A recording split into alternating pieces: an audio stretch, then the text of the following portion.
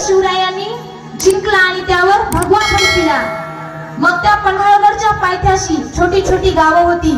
त्या छोट्या छोट्या गावातील तरुण मुलांना वाटू लागलं आपणही स्वराज्याच्या मोहिमेत सामील व्हावं, आपणही स्वराज्यासाठी काहीतरी करावं। आणि याच पोरांमध्ये एक होता, तो म्हणजे शिवा काशीद। त्यालाही सारखं वाटायचं आपणही स्वराज्याच्या कामी यावं आणि त्याच्या डोक्यात एकच विचार असायचा, जगावं तर वाघासारखं आणि लढावं तर शिवबासारखं, असा विचार त्याच्या डोक्यात असायचा। आणि तो पन्हाळगडावर राजांच्या भेटीसाठी गेला। त्या शिवा काशीदची आणि शिवरायांची भेट आहे बघा डिसेंबर मध्ये भेट झाली आणि फेब्रुवारी मध्ये 65,000 सैन्यांची फौज घेऊन सिद्धी जोहरनं पन्हाळगडाला पूर्णपणे वेढा दिला। आता वेढा दिल्यानंतर शिवराय पूर्णपणे त्या किल्ल्यामध्ये त्या वेढ्यामध्ये फसले। आता शिवरायांना कळालं की इथं शक्तीचा वापर करायला जमत नाही, इथं काय करावं लागेल, युक्तीचा वापर करावा लागेल। म्हणून शिवरायांनी काय केलं, आपल्यासारखाच दिसणारा शिवा काशीद, नावही शिवाजी महाराजांसारखं, त्याला बोलावून घेतलं आणि शिवा काशीदला छत्रपती शिवराय म्हणू लागले, शिवा मी असं ऐकलंय की तू हुबेहूब आमच्यासारखा दिसतोस, आमच्यासारखा चालतोस, मला तुला प्रत्यक्षात बघायचंय।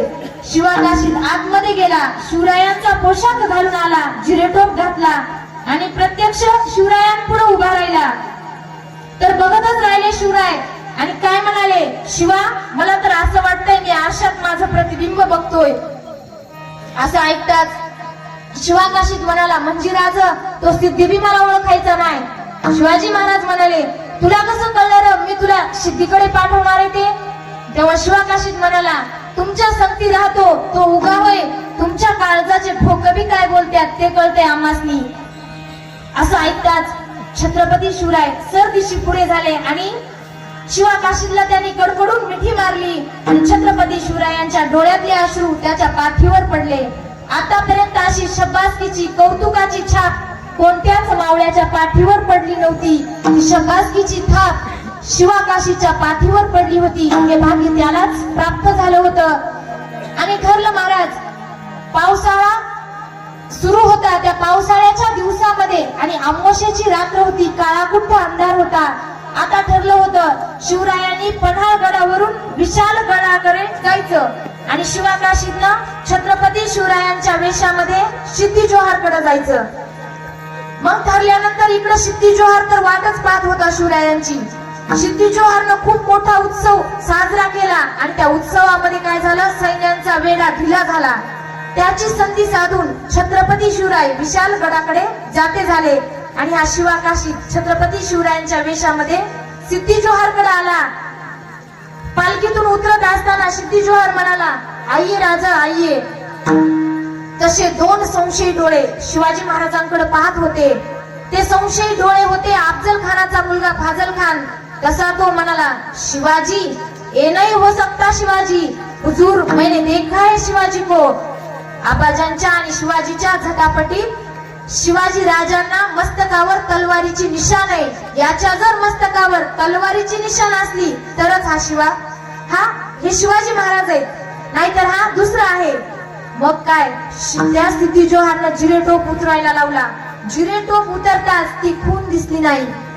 तसा सिद्धी जोहर कडाडला आणि म्हणाला, सच बोलो कौन हो तुम? शिवा काशीद म्हणाला, अरे मीच छत्रपती शिवाजी महाराज।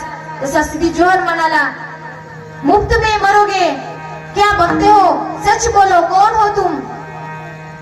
तसा शिवा काशीद उत्तरला, अरे मीच शिवाजी, मरणाला कोण भेटते, मरणाला आम्ही भीत नाहीत। जन्माला जरी शिवा काशीद म्हणून आलो तरी मरताना छत्रपती शिवाजी महाराज म्हणून मरतोय, असं मरण कोणाच्या भाग्यात आहे?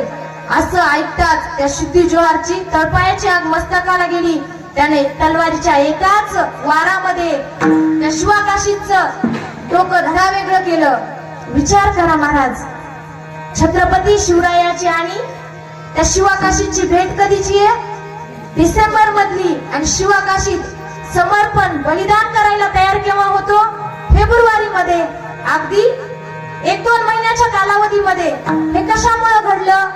असे कोणते विचार शिवरायांनी त्या शिवा काशीदच्या डोक्यात पेरले होते की तो बलिदान द्यायला तयार झाला.